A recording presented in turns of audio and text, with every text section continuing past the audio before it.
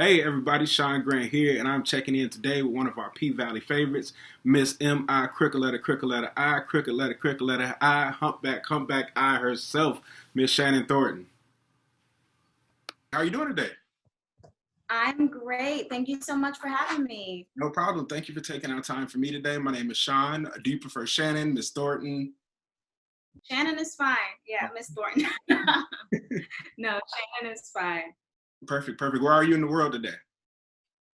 I'm in New York, so you might hear some cars beeping in the background. Yeah, no, I'm doing a home office thing. So if you happen to hear a doorbell ring, it's just FedEx. Okay.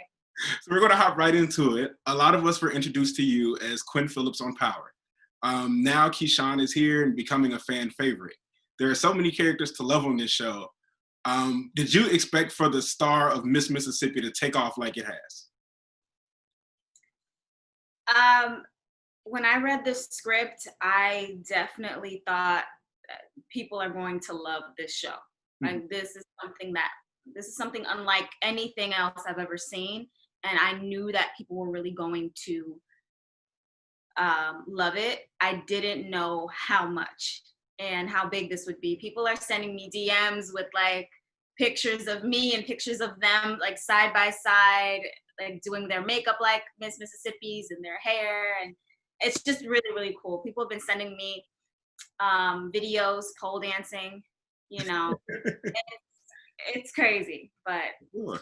you can't really anticipate something this huge, you know. No, I definitely understand that. And for you, when we got the introduction, we have Power and P Valley, which are on the same network. Was that the link that introduced you to this opportunity? I don't think so. I think, well, maybe.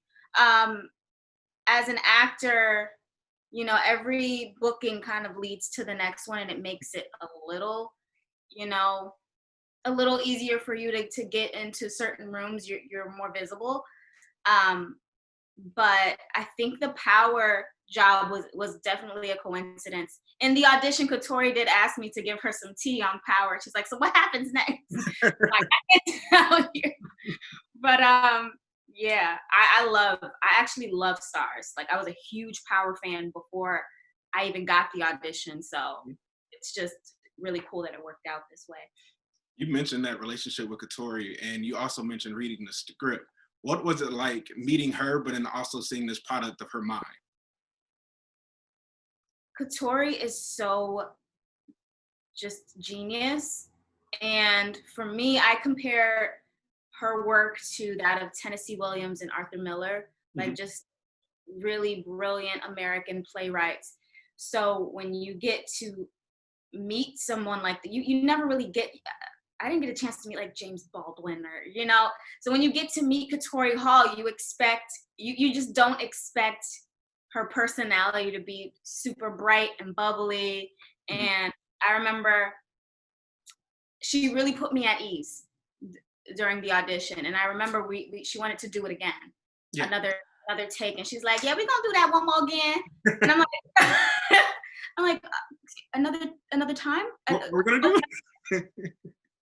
I was kind of nervous, so I didn't understand. I'm like, "Oh my gosh, you just said one more again." That was just really, really cool. Definitely understand.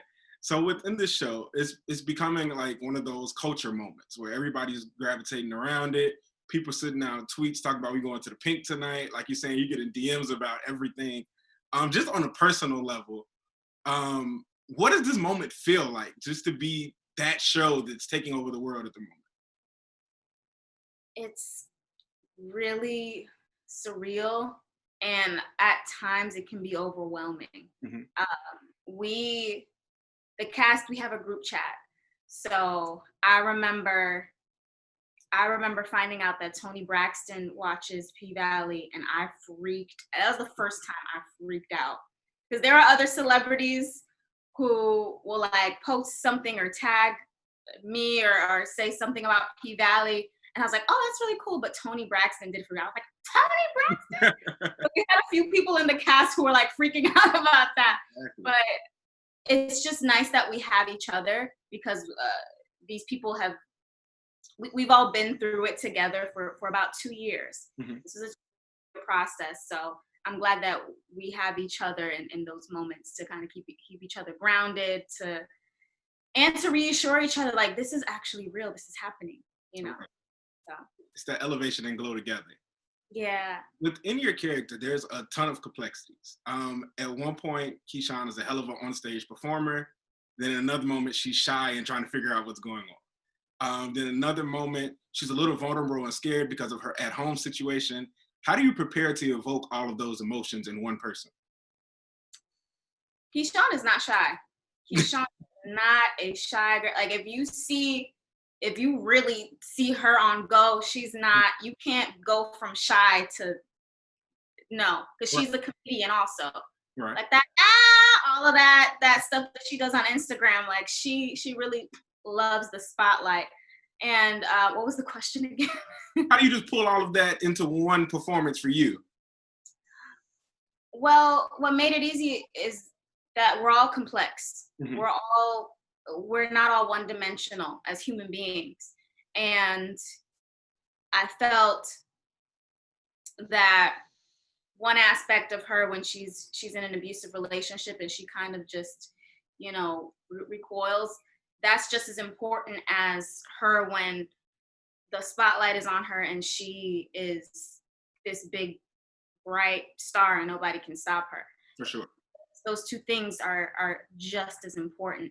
And it was important for me as an artist to really display how complex this woman is, how resilient she is. I think people confuse her self-doubt and her uncertainty of whether or not she's worthy Mhm.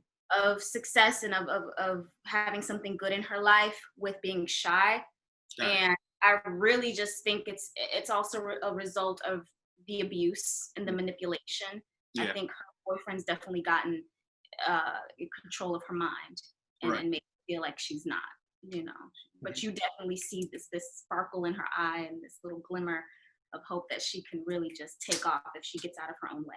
For sure, for sure. And that's the mental side. But you said that you were working on this for 2 years before we got to this moment. How did you prepare physically for this? Like, I'm not sure of how extensive your background is with any type of dancing or choreography or anything. So how did you prepare on that side? Well, as soon as we found out that we were getting picked up to series, we had been sent to what I call stripper boot camp. So for about, I want to say 5 months, we had trainers. We had trained with actual pole dancers. Mhm. We were doing pole work for that long, and then once we flew out to Atlanta to film for another 5 months, we were training throughout. So for almost a year, we're doing it, and it was almost every single day. When we weren't on set, we were most like or resting. Mhm. We were in the dance studio. Got it. Yeah, So extensive, for sure. it was very extensive. So you have that experience. You mentioned this road of 2 years and then the support of everybody rising together. Um, on screen and off, the Pynk is basically a family. I saw a clip before the show premiered, and I think it was like your launch party or something, and everybody was just having a good time. How long did it take for that synergy to come together in jail and like, this is my new family? That was instant. Mhm. That happened, and it was so crazy. Like meeting everyone when we shot the pilot 2 years ago in Mhm. 2018. It was untitled. Um, we had we didn't get where we didn't know what we shot it maybe in September, and we found out in I think November that it would get picked up Okay. of 18. So that our future was kind of up in the air. We had no idea. We had a really strong feeling that it would get picked up, but Mhm. we didn't know. But as soon as we met, everybody just gelled and we just wanted to be around each other all the time. So when we weren't filming, we were hanging out, we were eating, we were going to strip clubs together. Like, we were so close, and we had a really beautiful moment that I will never forget. And I'm sure a few of my castmates will never forget, on the rooftop of the hotel that we were staying at. Like, just having this strong feeling that our lives are going to change forever. For You sure. know, For sure. yeah. During that run, did you run into a favorite strip club of yours? Magic City. Fair enough. Magic City in Atlanta. Yeah, Yes. yeah, strip club capital of the world. Absolutely. So, on the screen lately, we've been getting a lot of Keyshawn, a Little Murder. From the knowledge of yourself and also of the actor who portrays Little Murder, J. Alphonse Nicholson, how much of both characters are present within yourself and are that we see in those characters? You definitely see a lot, for me, you see a lot of my humor that I have put into Keyshawn. You got it. Like, yeah, bail bondsman scene when we're like cursing him out at the end and like kind of trashing his place, that was improvised and that was me. I was like, I think it would be really funny if I just start typing on a calculator and I'll shake out one paperclip and I'll call him a couple bitches and I'll just leave. But that, like, her sense of humor is definitely, we share that in common for sure. Mm-hmm. Alphonse, I would have to think about that. I would really have to think about that. Okay. But for me, for sure, I that's one thing that I know. And now I have this love of pink. I used to hate pink. And with Keyshawn, you have to wear it all the time because that's her color. And now I love pink. And long nails. I can't, like, ever since the show, I have acrylics now. So, like, she's changing you a little bit. Yeah, a little bit. So when watching these episodes, how do you take them in? I know for me, when I would be done with this interview, I would watch it back and see what I could have did better or just enjoy the conversation that we had because in the moment, we're in the moment. How about you? Do you criticize yourself? Do you say, I want to do this better in the next season? Do you just enjoy it? How do you take it? All the time. That's what I do. I think when I say this, I speak for a lot of actors. Mm-hmm. It's really hard to sit and watch a show or a movie, anything. It doesn't even have to be your own work without, like, studying. Mm-hmm. It's hard to just sit and watch as a normal viewer. For like, sure. I will sit there and be like, okay, I could have done that. Like, oh, I didn't do that enough. Like, I felt, because sometimes as an actor, you feel something and it feels really good. And then it doesn't read on the camera. Yeah. You know, a certain emotion. Mm-hmm. So yeah, I'm doing that all the time. I'm like, oof. So I have to watch it a few times, and maybe by like the third or fourth time, then I could probably enjoy it. But the first few times, I'm just like, I'm kind of holding my breath when I watch it. Definitely get it. So this interview will be out before the season finale comes. So I have to ask, we all want the father of your character's child to be stomped out. But we also want that moment between Keyshawn and Diamond. Without you spoiling anything, will we be happy with how that interaction blossoms going forward? I can't say. I really can't say. I will say, though, the baby daddy situation, Diamond is going to be a lot more vocal about that in the finale. It's just a lot it's so much going on in the last episode that everybody's just gonna be like, oh my God, with different storylines, you know, but something is going to happen that is going to be huge. Got it. Yeah. We'll watch and see that. My last couple things for you. This show is already huge and will only go further. Is there any other places that we'll be happy to catch you right now?